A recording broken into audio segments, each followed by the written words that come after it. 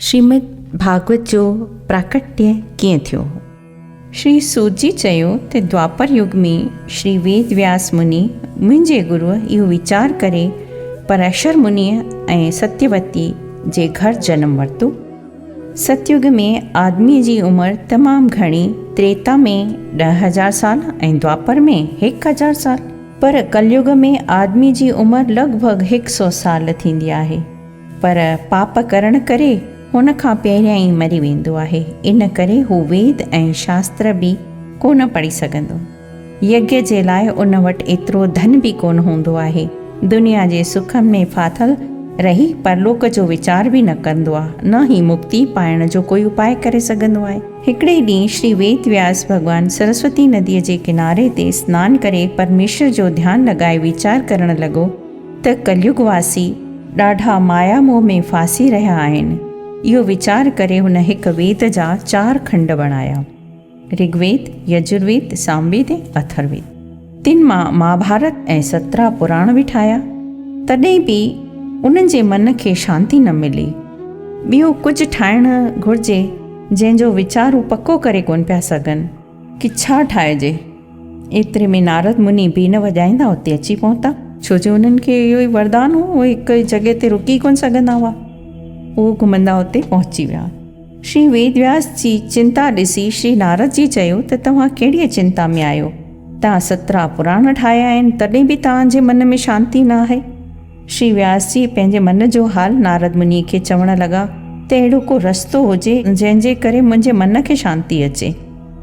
छो जे संत महात्मा सिर्फ़ु दुनिया जे शांती ऐं सुख ॾियण जो ई उपाय ॻोल्हींदा आहिनि। उन्हनि खे पंहिंजी शांती त स्थिर आहे ई, बसि ॿियनि जे लाइ ई उहो सोचंदा आहिनि, समाज लाइ, दुनिया लाइ, जनमानस लाइ।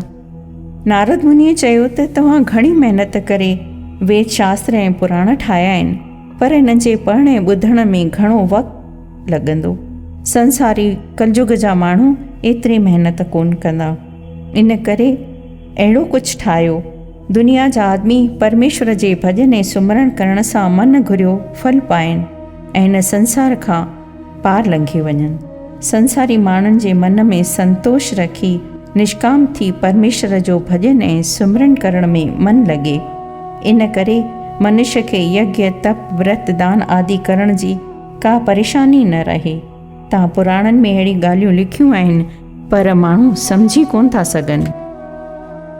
जंहिं नमूने हंस पाणी गॾिजल खीर मां रुॻो खीर पी वेंदो आहे, पर कांव रुॻो गंद खाईंदो आहे, तहिड़े नमूने विद्वान माण्हू शास्त्रनि मां तत कढी उन नमूने हलंदा आहिनि। हाणे तव्हांखे घुरिजे त हिकिड़े पुराण अहिड़ो ठाहियो जंहिंमें परमेश्वर जा सभु गुण ऐं लीलाऊं लिखियल हुजनि, जंहिंजे पढ़ण ऐं ॿुधण सां आदमी मुक्ति हासिल करे सघे। तव्हां परमपिता परमात्मा पर ब्रह्म जो ध्यानु कयो ऐं जॾहिं तव्हांजे अंदर में नारायण जो प्रकाश थिए तॾहिं उन्हनि जी उस्तति करे अॻिते तव्हां उन ग्रंथ जी रचना कजो। श्री सूत जी चयो त सरस्वती नदीअ जे ओलह वारे किनारे ते श्री व्यास मुनि जो सुंदर आश्रम आहे। उन आश्रम में वेही आचमन करे भक्ति योग जे वसीले पंहिंजे मन खे एकाग्र करे आदि पुरुष भॻवान जो ध्यानु करे परमात्मा जे माया जो दर्शन कयो ऐं श्रीमद् भागवत जी रचना कई। तंहिंखां पोइ श्री वेद व्यास हिन पुराण खे पंहिंजे पुटु शुकदेव खे पढ़ायो। श्री शौनकादिक पुछियो त हे सूत जी, श्री शुकदेव त पंहिंजे आत्मा में ई मगन रहंदो हो, पोइ उन्हनि खे हिननि ग्रंथ खे अध्ययन करण जो छा कारण हो? श्री सूत जी चयो त जिन महापुरुषनि जो अज्ञान नाश थी वेंदो आहे ऐं पंहिंजे आत्मा में ई मगन रहंदा आहिनि, उन्हनि खे प्रभु जूं लीलाऊं ऐं गुणनि जी चाह रहंदी आहे, कशिश थींदी आहे। जंहिं करे श्री शुकदेव हिन ग्रंथ जो अध्ययन कयो हो। श्री शुकदेव महाराज वरी राजा परीक्षित खे ॿुधायो हो, जंहिं करे उन्हनि खे मुक्ति मिली हुई। जंहिं वक़्तु महाभारत जे लड़ाईअ जे समय सभई कौरव वीरगति पाए चुका हुआ ऐं भीमसेन पंहिंजी गदा सां दुर्योधन जी जंग भञी छॾी हुई, तॾहिं अश्वत्थामा दुर्योधन जी हालति ॾिसी अधु राति जो द्रौपदीअ जे निंड में सुम्हियल 5 पुटनि जा सिर वढे दुर्योधन खे आणे ॾिना हुआ। दुर्योधन खे इहा ॻाल्हि बिल्कुलु सुठी कोन लॻी। उन वक़्तु उन जो साहु निकिरी वियो। माता द्रौपदी घणो दुखी थी ऐं रोअण लॻी। तॾहिं अर्जुन हुनखे तसली ॾेई चयो त मां अश्वत्थामा जो सर वढे आणे थो ॾियईं। अश्वत्थामा अर्जुन ऐं कृष्ण जे डप खां पंहिंजा प्राण बचाए उथी भॻो। जीअं सूरज देवता महादेव जे मोकिलायल रुद्र खां भॻो हो ऐं संदसि रथ काशीअ में किरी पियो हो, उते लीलारथ तीर्थ बणियो आहे। अश्वत्थामा जो सिर वॾे खणी अचण लाइ अर्जुन पंहिंजो गांडी धनुष खणी रथ ते चढ़ी श्री कृष्ण खे साण करे अश्वत्थामा जे पुठियां पियो। श्री श्याम सुंदर रथ खे अहिड़ो तेज हलायो जो अश्वत्थामा रथ ॾिसी मंत्र जो पाठ करे ब्रह्मास्त्र अर्जुन ते छॾियो। ही अस्त्र आग वांगुरु ॿरंदो अर्जुन ॾे वधण लॻो। तॾहिं अर्जुन श्री श्याम मुरारी खां पुछियो त ही कहिड़ी अग्नि ॾोड़ंदी थी अचे। श्री कृष्ण चयो त ही अश्वत्थामा जो छॾियल ब्रह्मास्त्र आहे। इन खे नास करण लाइ तूं बि पंहिंजो ब्रह्मास्त्र उन ते हलाए त उहा बाहि तो वटि न पहुची सघंदी। तूं पंहिंजे अस्त्र खे वापसि घुराए सघीं थो, पर अश्वत्थामा खे वापसि घुराइण जी ताक़त कोन आहे, छाकाणि तूं ॿई मंत्र ॼाणंदो आहीं। पोइ अर्जुन बि मंत्र पढ़ी ब्रह्मास्त्र हलायो, जंहिं करे ॿई हथियार पाण में टकराए नास थी विया। अर्जुन वरी मंत्र पढ़ी पंहिंजो अस्त्र पाण वटि वापसि घुरायो। पोइ अर्जुन रथ खां लही अश्वत्थामा खे पकड़े वरितो, पर पंहिंजे हृदय में दया धारे वीचार कयईं त ही ब्राह्मण आहे ऐं मुंहिंजे गुरुअ जो पुटु आहे, तंहिं करे हुन खे मारणु न घुरिजे। श्याम सुंदर अर्जुन जी परीक्षा वठण लाइ हुनखे चयो त अश्वत्थामा त निंड में सुम्हियल छोकिरनि जो सिर वढियो आहे, तंहिं करे ही वॾो पापी आहे। हाणे हिन खे हिकदमि मारे छॾ। इहा ॻाल्हि ॿुधी अर्जुन चयो त हे प्रभु, ब्राह्मण खे मारणु न घुरिजे, हिन खे ॿधी द्रौपदी वटि वठी था हलूं, जीअं उहा चाहींदी तीअं कंदासीं। अर्जुन अश्वत्थामा जा हथ पेर ॿधी द्रौपदीअ साम्हूं वठी आयो। द्रौपदी बि ब्राह्मण खे मारणु वाजिबु न सम्झी दया करे चयो त हीअ आतिताई आहे, पर हिन पंहिंजो कंध हेठि करे अखियूं बि बंदि कयूं आहिनि ऐं वरी ही गुरुअ जो पुटु आहे, जंहिंखां सभिनी शस्त्र विद्या सिखी आहे, तंहिं करे हिन खे माफ़ु करे छॾियो, छाकाणि जो हिन जे मारण सां मुंहिंजे मुअल पुट वापसि न ईंदा। जीअं मां पंहिंजे पुटनि जे मरण जो वीचार थी करियां, साॻे नमूने हिन जी माता कृपा बि पंहिंजे पुट जे मरण जो दुख पाईंदी, विरलाप कंदी। द्रौपदी जी इहा ॻाल्हि ॿुधी ॿिया पांडव घणो ख़ुशि थिया, पर भीमसेन कावड़जी पियो। उनखे ब्राह्मण जो को लक्षण कोन आहे। अर्जुन त हिन जे मारण जी प्रतिज्ञा कई आहे। धर्मशास्त्र में लिखियलु आहे त 6 क़िस्मनि जा आतिताई थींदा आहिनि: बाहि ॾींदड़, ज़हर ॾींदड़, बुरी नियत सां हथ में शस्त्र खणण वारो, धन लुटण वारो, ॿनीअ खे खसण वारो, परिस्त्रीअ खे खसण वारो। इहा ॻाल्हि ॿुधी अर्जुन श्री कृष्ण ॾे नज़र करे उन जो इशारो सम्झी अश्वत्थामा जे सिर जी मणी कढी करे अश्वत्थामा जो मथो कूड़े छॾियो। शास्त्रनि में लिखियलु आहे त ब्राह्मण खे न मारणु घुरिजे, पर उन जो मथो कूड़ाए उन जे मौत जे बराबरि आहे। भीष्म पितामह जो युधिष्ठिर खे ज्ञान ॾियणु। श्री सूजी चयो त हे ऋषिवर, अश्वत्थामा जे ज़ख़्मी थियण खां पोइ श्री कृष्ण भॻवान जे आज्ञा सां युधिष्ठिर, दुर्योधन ऐं ॿियनि कौरवनि जे लाशुनि खे युद्ध जे मैदान मां खणाए गंगा जे किनारे ते उन्हनि जो विधीअ सां क्रियाक्रम कयो। जॾहिं 5 पांडव सनानु करण लाइ गंगा जे किनारे ते विया त उते केतिरियूं विधवा स्त्रियूं विरलाप पे कयूं ऐं पंहिंजे पतीअ जे गुणनि जूं चर्चाऊं पे कयूं। राजा युधिष्ठिर हाल ॾिसी मन में ॾाढो दुखी थियो। पाण खे फटकारे चवणु लॻो त असां हिननि पापनि खां छुटी कीअं सघंदासीं। महाभारत जे लड़ाई में असांजे कुल जूं हज़ारों स्त्रियूं विधवाऊं थी वियूं आहिनि। ख़बर न आहे त मूंखे केतिरा साल नर्क भोगणो पवंदो। मूंखां ॾाढी भुल थी वई आहे जो महाभारत जी युद्ध कई।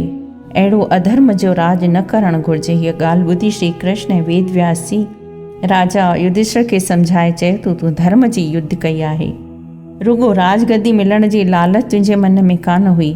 हाणे तूं अश्वमेध यज्ञ कर त पापनि खां छुटी वेंदे। इहा ॻाल्हि ॿुधी राजा युधिष्ठिर सभु सामग्री करे अश्वमेध यज्ञ कराया। राजा युधिष्ठिर चयो त मूंखे लड़ाई करण जी इच्छा न हुई, पर ख़बर न आहे त कंहिं मुंहिंजी मत फेराए महाभारत करायो। हाणे मां राजगद्दीअ ते न वेहंदुसि।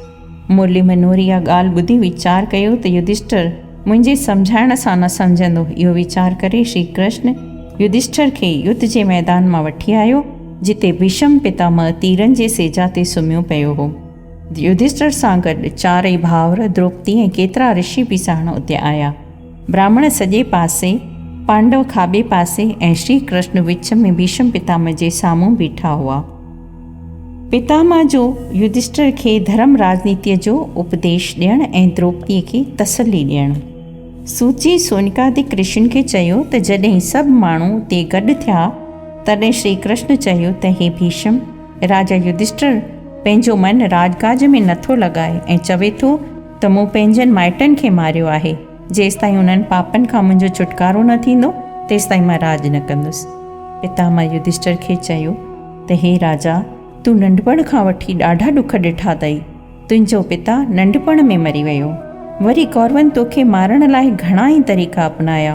भीमसेन खे ज़हर ॾिननि, जुआ कराए तव्हांखे 13 सालनि जो वनवास ॾिनो। द्रौपदीअ सां गॾु तव्हां घणा दुख ॾिठा। हे राजा, दुख सुख अॻिले जन्म जे संस्कार करे भोगणो थो पए ऐं होणहारीअ खे केरु टारे बि नथो सघे। ईश्वर जी महिमा अपरंपार आहे। बुद्धिमान ऐं ज्ञानीअ खे परमेश्वर जे कईअ ते राज़ी रहणु घुरिजे। श्री नारायण सभु कंहिंखे पंहिंजे कर्म जो फल ॾींदा आहिनि। उन लाइ ई लीलाऊं थींदियूं आहिनि। अर्जुन खे पंहिंजो भॻत ॼाणे उन जो रथ हलायो। राजा जेके जीव भॻवान जे भाणे ते रही नारायण जे ध्यान में गुज़ारनि था, उन्हनि खे दुख नथो सताए। तंहिं करे तूं बि भॻवान जे भाणे ते राज़ी रहो।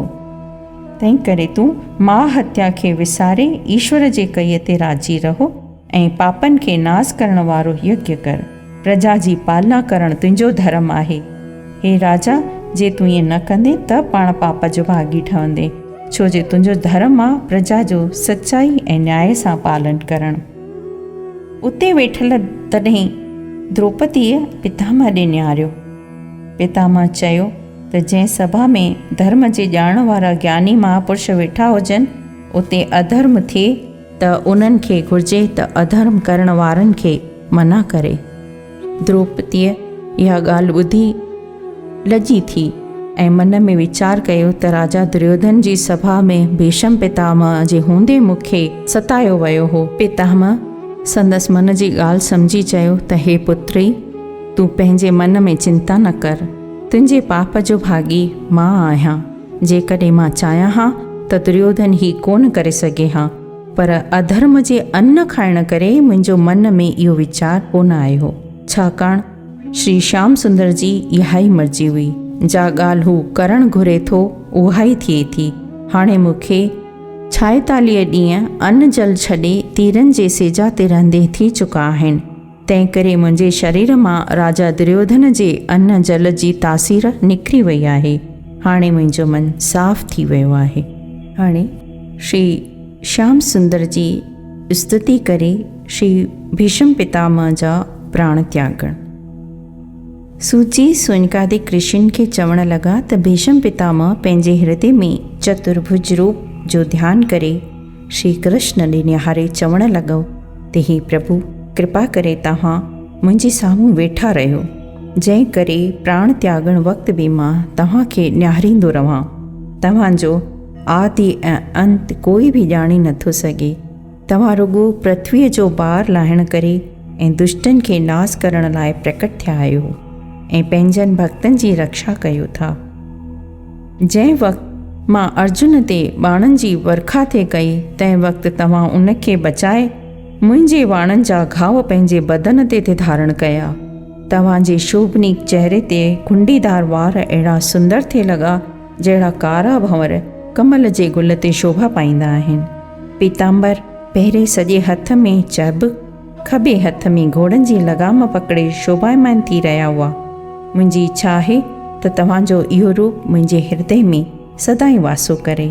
तव्हां महाभारत जे लड़ाईअ खां अॻु में ही प्रण कयो हो त मां हथियार हथ में न खणंदुसि, पर मां ही प्रण कयो हो त लड़ाईअ में तव्हांखे ज़रूरु हथियार खणाईंदुसि। तव्हां पंहिंजे भक्तनि जे वचन रखण लाइ पंहिंजो प्रण भॻो हो ऐं हथियार हथ में खयो। उन वक़्तु तव्हां अहिड़ा सुंदर थिए लॻा जीअं कारनि बादलनि में बिजली। चमके पई। तव्हांजो पीतांबर किरी पियो, छाकाणि जो तव्हां पंहिंजो वचन भंग कयो हो। उन वक़्तु पृथ्वी कंबण लॻी त श्याम सुंदर मूं ते बोझो लाहिण वास्ते अवतार वरितो आहे। सो मता इहो बि वचन पूरो न करे, पर तव्हां पृथ्वीअ जे मन जो हाल सम्झी करे पीतांबर किराए करे उनखे धीरज ॾिनो हो त मां तुंहिंजो बोझ ज़रूरु लाहींदुसि। भीष्म पितामह श्री श्याम सुंदर जी उस्तति कंदे चवणु लॻो त जॾहिं मां पांडवनि जो युद्ध में नाश करणु थे चाहियो, तॾहिं तव्हां मुंहिंजे रथ जे चइनी पासे केतिरनि रूपनि में मूंखे ॾिसण में थिया आया, जंहिं करे मां व्याकुल थी थिए वियुसि। तॾहिं तव्हां अलौकिक रूप में अची मुंहिंजी घणी वॾाई थे कई। जॾहिं मां इन्हनि ॻाल्हियुनि खे यादि थो करियां त पाण लजारो थो थियां। मां पाण खे ॾोही ॼाणी मुंहुं मथे नथो करे सघां, पर तव्हां दीन दयाल आहियो। मुंहिंजे अंतिम घड़ीअ में बि तव्हां दया पाले मूंखे अची दर्शन ॾिनो आहे। वॾनि वॾनि ऋषियुनि खे बि अहिड़ो दर्शन दुर्लभ आहे। त हे प्रभु, तव्हांजो स्वरूप मुंहिंजे अखियुनि में सदाईं वसंदो रहे, जीअं मां ही भवसागर पार लंघे वञा। भीष्म पितामह इहा स्तुति करे श्याम सुंदर जो हृदय में ध्यानु धारे सभिनी ऋषियुनि ऐं ॿियनि सभिनी खे नमस्कार करे नेत्र बंदि करे योग अभ्यास सां पंहिंजा प्राण त्यागे छॾिया। पितामह जी मौत जो शोक पांडवनि खे ॾाढो थियो। श्याम सुंदर युधिष्ठिर खे घणो सम्झायो त भीष्म पितामह जहिड़ी मृत्यु ॿिए कंहिंखे मिलणु मुश्किल आहे। हीउ शरीर नाशवंत आहे, तंहिं करे उन जो ग़म छॾे ॾे। राजा युधिष्ठिर मन खे धीरज ॾेई पितामह जो विधिपूर्वक क्रियाक्रम कयो। तंहिंखां पोइ श्री कृष्ण ऐं ऋषियुनि युधिष्ठिर खे हस्तिनापुर जे राजगद्दीअ ते विहारियो। उन्हनि खे आशीर्वाद ॾेई अश्वमेध यज्ञ करायो। तंहिंखां पोइ श्याम सुंदर द्वारकापुरी वञण जो वीचार कयो। उन वक़्तु अश्वत्थामा मथे कूड़जण जी मणी निकिरण करे शर्म में भरिजी राजा युधिष्ठिर ऐं ॿियनि पांडवनि खे मारण लाइ ब्रह्मास्त्र हलायो। उन हथियार पंहिंजा 5 मुंहं ठाहे पांडवनि ॾांहुं अचणु लॻो त उन जी हिकु नंढी चिंगारी उत्तरा जे गर्भ में घिड़ी वई। उत्तरा अर्जुन जे पुत्र अभिमन्यु जी पत्नी हुई ऐं उहा गर्भवती हुई ऐं पेट में बाहि भरण जी ऐं व्याकुल थियण जी ॻाल्हि हुन हिकदमि अची माता कुंतीअ खे ॿुधाई। कुंती उनखे पाण सां गॾु वठी श्री कृष्ण वटि आई। उत्तरा जे पेट जे जलन जो हाल ॿुधी श्री कृष्ण पंहिंजे सुदर्शन चक्र खे आज्ञा ॾिनी त उत्तरा जे पेट में वञी ब्रह्मास्त्र जी जेका चिंगारी पहुची वई आहे, उन सां उन बालक जी रक्षा कर। सुदर्शन चक्र जे प्रभाव सां पांडवनि ॾांहुं मोकिलियल ब्रह्मास्त्र बि वापसि मोटी वियो। उत्तरा राजा विराट जी कन्या हुई। पंहिंजे जात जे अभिमान करे श्याम सुंदर में विश्वास न रखंदी हुई, जंहिं करे हिकु चिंगारी संदसि पेट में वही हली हुई। जॾहिं मुरली मनोहर द्वारिकापुरी ॾांहुं वञण लाइ मोकिलाइण लॻा, तॾहिं कुंती पंहिंजे 5 पांडवनि सां गॾु उते पहुची ऐं चवणु लॻी त दीनानाथ, तव्हांजे बिना हाणे असांजी रक्षा केरु कंदो ऐं जेतिरो सुख तव्हांजे चरणनि में रहण करे मिले थो, ओतिरो सुख असांखे राजगद्दीअ में कोन मिलंदो। कुंतीअ हथ जोड़े चयो त अॼु ताईं मां तव्हांखे पंहिंजो भाउ जो पुटु सम्झी तव्हांजी महिमा न थे जाती, पर हाणे मूंखे पूरो विश्वास आहे त तव्हां जगत जा पालनहार आहियो। मुंहिंजनि पुत्रनि महाभारत जे लड़ाईअ में तव्हांजी कृपा सां ई जीत हासिल कई आहे। हिते तव्हांखां सवाइ रण खां त वन में रहणु चङो आहे, छो जे उते हरदम तव्हांजो दर्शन मिलंदो हो। राज मिलण करे घमंड वधी वेंदो आहे ऐं तव्हांजो हरदम दर्शन बि कोन थींदो। तव्हां टिनी लोकनि जा मालिक आहियो। तव्हां पंहिंजनि भक्तनि खे सुख ॾियण लाइ सभु लीलाऊं था कयो। मां चाहियां थी त मुंहिंजे मन बि कुटुंब जे मोह मां निकिरी वञे ऐं 8 पहर तव्हांजे चरणनि जो ध्यानु हृदय में रहे। तव्हांजे कृपा सां ही भवसागर पार करे वञा। कुंतीअ जे घणा विलाप करण ऐं रोअण करे श्याम सुंदर पंहिंजी माया फेराए खिली चवणु लॻा त मां त तोखे कॾहिं कोन विसारींदुमि। तूं मूंखे माता जे बराबरि आहीं। द्वारिकापुरीअ मां आए घणा ॾींहं थी विया आहिनि, इन करे हाणे युधिष्ठिर अर्जुन खे चयो त पंहिंजी सेना ऐं योद्धा वठी करे आदर सां श्री कृष्ण खे द्वारकापुरी पहुचाए अच, छाकाणि जो मुंहिंजा दुश्मन घणा थी विया आहिनि। अर्जुन राजा युधिष्ठिर खां आज्ञा पाए श्री मुरली मनोहर सां गॾिजी रथ ते चढ़ी द्वारिकापुरी ॾे हलण लाइ तैयार थी विया। ओम नमो भगवते वासुदेवाय।